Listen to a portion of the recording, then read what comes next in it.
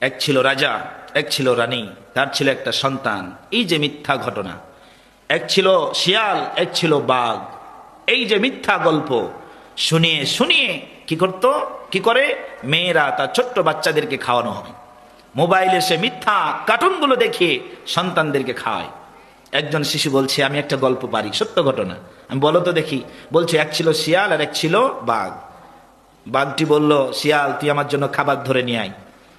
খাবার ধরে নিয়ে আয়। শিয়াল অনেক চেষ্টা করলো, খাবার নিয়ে আসতে পারলো না। বাঘ বলছে, তুই খাবার নিয়ে আসতে পারলি না, তুই আমার খাবার হ।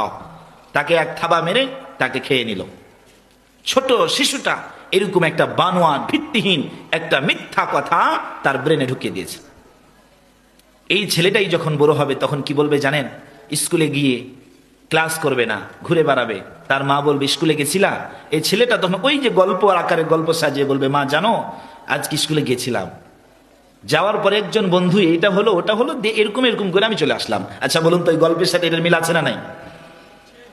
এই জন্য আমার মা বোনেরা, আপনাদের দৃষ্টি আকর্ষণ করছি, মিথ্যা গল্প, মিথ্যা কার্টুন, মিথ্যা কথা বলে আপনার শিশুদের ব্রেনটাকে নষ্ট করবেন না।